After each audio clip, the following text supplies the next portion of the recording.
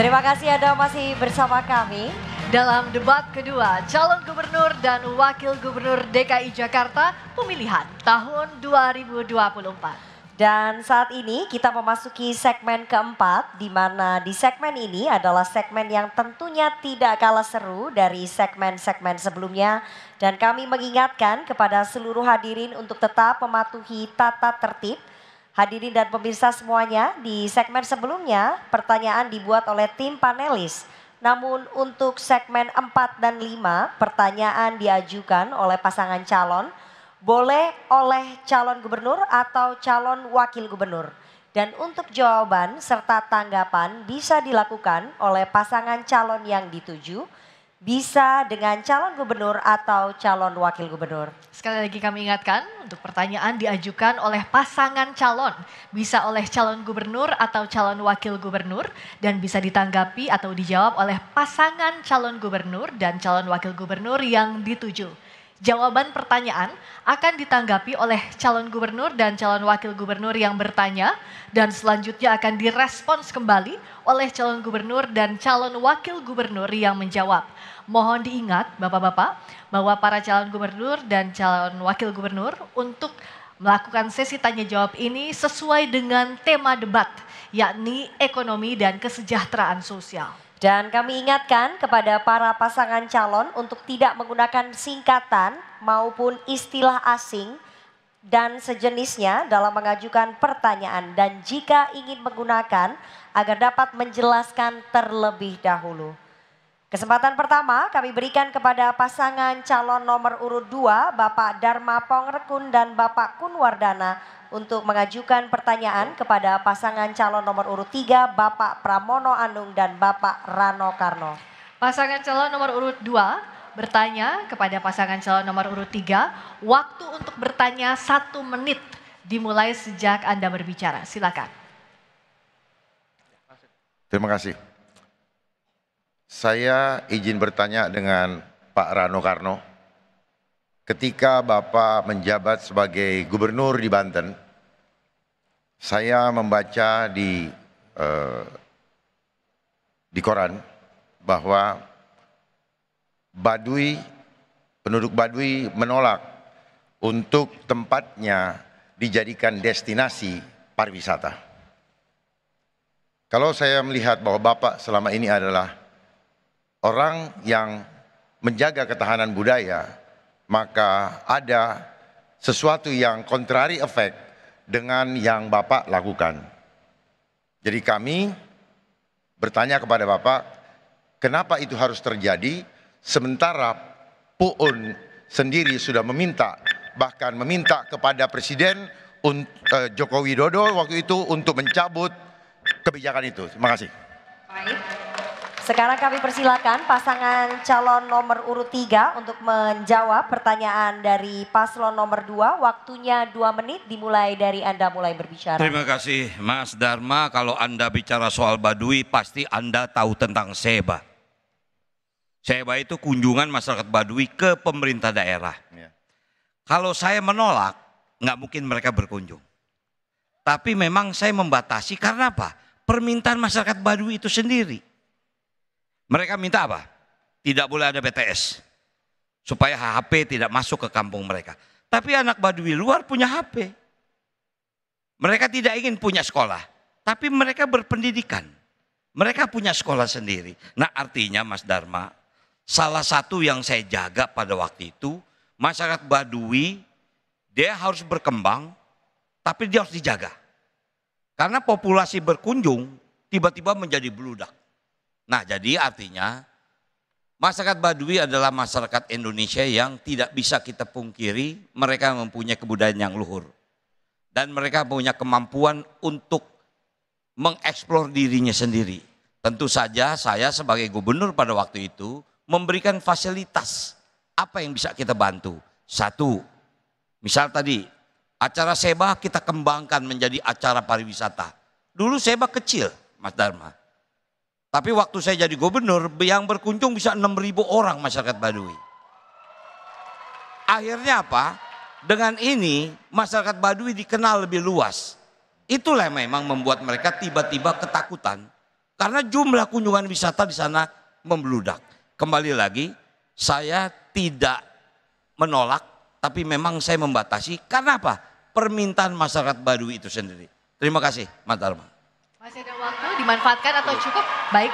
Berikutnya kami persilakan pasangan calon nomor urut 2 untuk memberikan tanggapan atas jawaban pasangan calon nomor urut 3. Waktu Anda 1 menit dimulai sejak berbicara. Iya, memang benar demikian Pak Rano, tetapi di Baduy ada Baduy luar dan Baduy dalam. Baduy dalam itu tidak mau sampai nilai-nilai luhurnya terkontaminasi oleh infiltrasi asing hanya dengan pariwisata. Karena dengan pariwisata maka budaya Baduy mulai tergerus. Oleh sebab itu seharusnya kita sebagai yang di Jakarta, ketika kami nanti memimpin, kami akan menjadikan Taman Mini sebagai miniatur Indonesia untuk menjaga kelestarian budaya Baduy. Karena budaya Baduy ini adalah sesuatu yang heritage atau sudah langka di Indonesia yang harus tetap kita lestarikan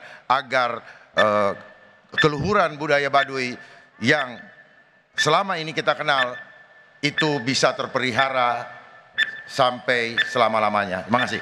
Baik, terima kasih. Kini giliran paslon nomor urut 3 untuk merespon jawaban dari paslon nomor urut 2. Waktu Anda 1 menit dimulai dari Anda berbicara. Memang saya sebagai orang yang mencintai kebudayaan, bahkan saya lah yang membangun Museum Multatuli di Lebak. Saya membuat perpustakaan Saijah Adinda di sana. Karena Lebak ini masuk dalam sejarah bangsa. Dan kebetulan masyarakat Baduy ada di sana. Dan mungkin kalau Mas Dharma juga tahu, banyak karuhun di sana, bukan hanya Baduy. Ada juga kegiatan-kegiatan tradisional yang tiap tahun dilakukan. Nah, jadi artinya saya sangat tahu di satu sudut saya meningkatkan kesejahteraan masyarakat Baduy. Barangkali kalau Mas Dharma lihat, kita masih bisa melihat masyarakat Baduy luar berjalan ke Jakarta untuk jual madu, jual hasil tenunnya. Nah, waktu itu kami memfasilitasi membuat koperasi. Agar apa? Tingkat kesejahteraan mereka meningkat. Mungkin itu. Terima kasih. Baik, terima kasih. Berikutnya kesempatan selanjutnya, mohon tenang hadirin, terima kasih. Untuk kesempatan selanjutnya kami berikan kepada pasangan calon nomor urut 2, Bapak Dharma Pongrekun dan Bapak Kun Wardana untuk bertanya kepada pasangan calon nomor urut 1, Bapak Ridwan Kamil dan Bapak Suswono. Dan pasangan calon nomor urut 2 bertanya kepada pasangan calon nomor urut 1. Bapak mohon izin sebentar. Saya mau bertanya. Bapak mohon izin, belum dipersilakan. Pasangan calon nomor urut 2 bertanya kepada pasangan calon nomor urut 1. Waktu Anda 1 menit dimulai sejak berbicara. Silakan. Kang Emil, bagaimana tanggapan Kang Emil dengan kondisi Jawa Barat yang saya baca secara statistik menjadi setelah pandemi COVID-19, Jawa Barat menjadi daerah salah satu yang dianggap miskin. Itu yang saya baca di koran. Bagaimana tanggapan Bapak dan kenapa itu sampai terjadi? Di mana masyarakatnya pun sedang mengalami krisis ekonomi, bahkan terjadi kesenjangan sosial seperti yang sedang kita alami saat ini di Jakarta. Sekali lagi mohon kami dijelaskan supaya kami bisa memahami, sehingga ketika kami bisa menjadi gubernur seperti Bapak, kami dapat mengantisipasi hal tersebut. Terima kasih. Ya. Baik, cukup. Kami persilakan paslon nomor urut 1 untuk menjawab pertanyaan dari paslon nomor urut 2. Waktunya 2 menit dimulai dari Anda mulai berbicara. Terima kasih. Saya kira datanya mungkin keliru Pak. Silakan dibaca lagi. Termiskin di Pulau Jawa bukan Provinsi Jawa Barat, provinsi lain di Pulau Jawa, silakan dibaca lagi.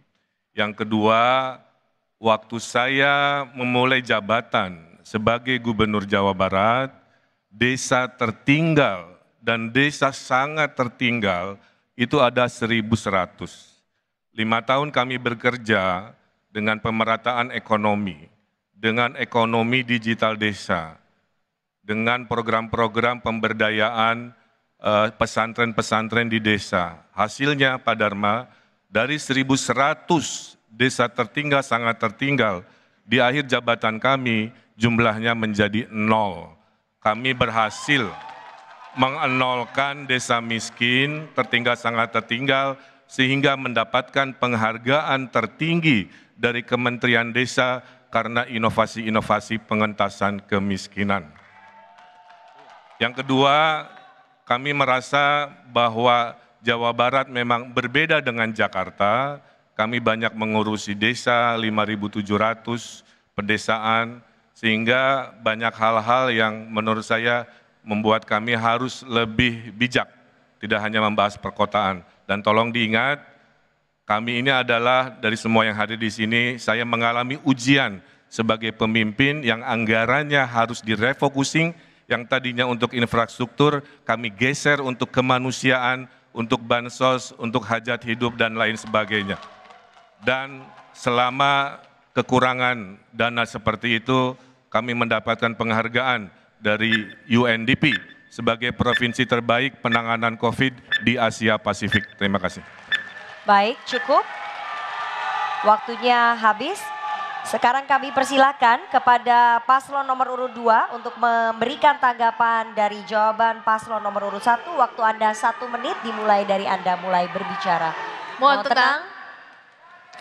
Seandainya saya menjadi seorang gubernur, jijik saya kalau saya bodoh. Jijik saya kalau saya pengecut.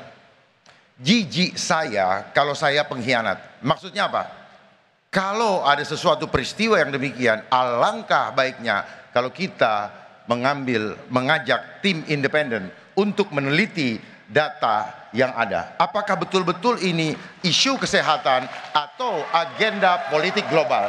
Bayangkan, baru ditemukan virusnya bulan Desember, 12 hari kemudian sudah ditentukan.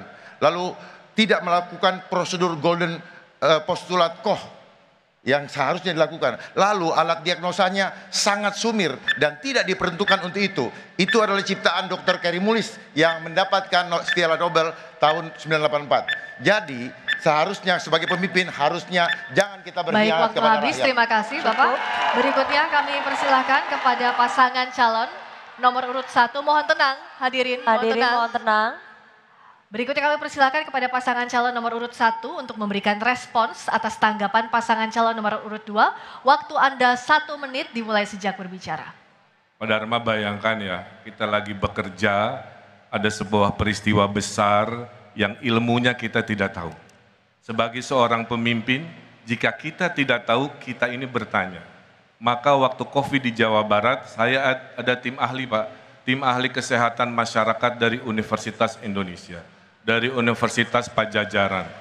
Kami 7 kali Zoom meeting dengan seorang dokter Indonesia yang kerjanya di WHO untuk menyinkronkan apa yang menjadi data-data dan apa yang kami alami.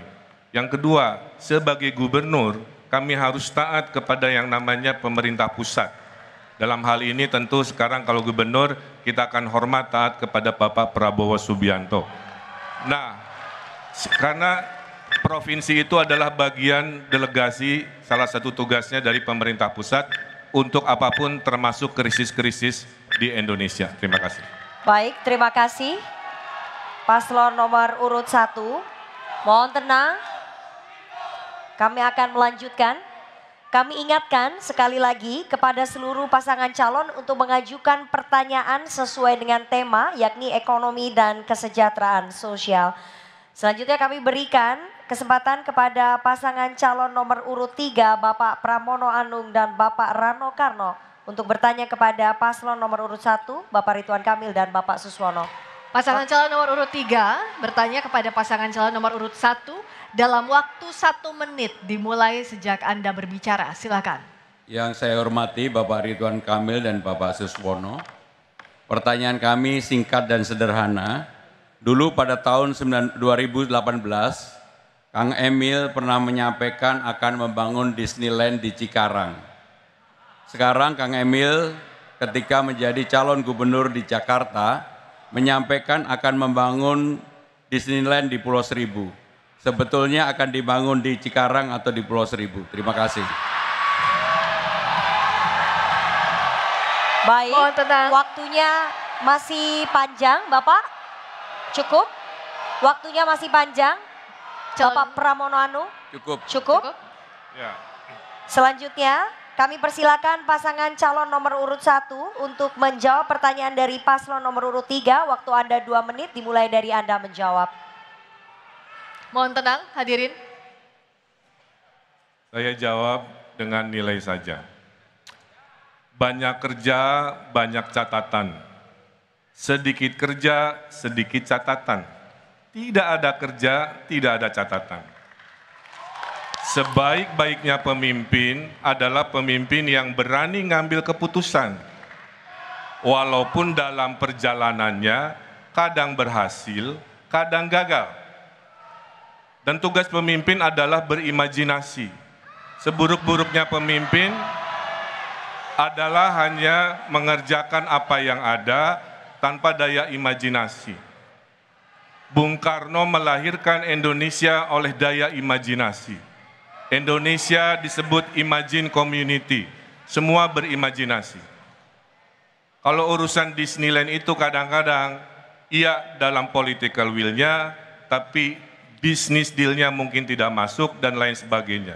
Tapi yang penting itu berusaha. Karena seburuk-buruknya pemimpin adalah yang tidak mau berimajinasi, tidak mau berusaha, setelah terpilih hanya duduk diam untuk aman cari pemilihan di 5 tahun sebelumnya, selanjutnya. Jakarta ini sangat konkret karena kunjungan wisata di Kepulauan Seribu sangat sedikit. Kami mengusulkan ada kawasan Special Economic Zone. Saya sudah bertemu dengan beberapa pihaknya yang menyatakan sangat visible sehingga devisa bisa datang atau istilah indef disebut dengan taman tertutup, Mas Pram. Jadi berbayar agar devisa masuk.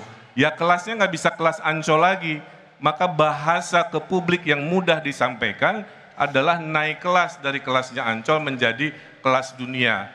Bahasa destinasi global kelas dunia, Universal Studio, Disneyland, Global Village Dubai, itulah yang dibahasanya akan dimengerti oleh pihak-pihak internasional. Terima kasih. Baik, terima kasih. Berikutnya kami berikan kesempatan, kami lanjutkan setelah hadirin tenang. Hadirin mohon tenang. Hadirin mohon tenang. Sekali lagi kami ingatkan kepada hadirin untuk menjaga ketertiban agar tidak mengganggu konsentrasi seluruh pasangan calon gubernur dan calon wakil gubernur. Baik, kami lanjutkan. Hadirin kami mohon tenang. Kami ingatkan sekali lagi hadirin mohon tenang. Berikutnya kami berikan kesempatan kepada pasangan calon nomor urut 3 untuk menanggapi jawaban dari pasangan calon nomor urut 1. Waktu Anda 1 menit sejak berbicara. Untuk hal yang berkaitan dengan imajinasi, Kang Emil, saya tidak membantah sama sekali. Karena memang sebagai pemimpin imajinasi itu sah-sah saja. Tetapi karena ini bagian dari bagaimana publik mempercayai apa yang kita sampaikan di ruang publik, itulah yang menurut saya kenapa saya tanyakan. Sehingga dengan demikian saya tidak akan membantah satu kata pun terhadap apa yang disampaikan oleh Kang Emil. Apalagi saya juga dengan perjalanan yang sangat panjang sekali. Saya menjadi pejabat sudah 25 tahun, 2 periode menjadi Menteri Sekretaris Kabinet, sehingga dengan demikian resiko untuk mengambil keputusan pasti sudah saya ambil. Terima kasih Kang Emil, terima kasih. Baik, waktunya masih panjang. Bapak cukup? Apa cukup Bapak? Ingin ditambahkan? Cukup. Terima kasih, kami persilakan kepada pasangan calon nomor urut 1 untuk merespon tanggapan dari paslon nomor urut 3. Waktu Anda 1 menit dari sekarang. Ya, terima kasih Mas Pram. Kami ini khususnya saya dan Bang Rano mungkin paling relevan ya kalau ditanya. Karena yang ditanyakan pengalaman masa lalu. Saya agak susah bertanya ke Mas Pram karena korelasi kepada kewilayahan kan memang bukan pada historinya. Jadi saya hanya ingin menjawab, kalau saya dianggap kurang ini itu nggak ada masalah. Tapi kepuasan publik sama saya menjadi gubernur Jawa Barat, silahkan di Google, itu adalah 90%. Menandakan masyarakat mengapresiasi visi misi dari A sampai Z, ngurangin kemiskinan dari 1000 desa miskin menjadi 0, investasi tertinggi se-Indonesia, pelayanan reformasi publik juara se-Indonesia. Ada juga yang belum berhasil, salah satunya mungkin yang ditanyakan oleh Mas Pram. Baik, terima kasih. Dan mari kita berikan aplaus yang meriah untuk seluruh pasangan calon gubernur dan wakil gubernur DKI Jakarta. Sesi yang menarik, debat antar pasangan calon. Dan kita akan jeda terlebih dahulu, kami akan kembali dengan segmen tanya jawab antar seluruh pasangan calon gubernur dan wakil gubernur Jakarta. Pemirsa jangan kemana-mana, tetap bersama kami di debat kedua calon gubernur dan wakil gubernur DKI Jakarta tahun pemilihan 2024.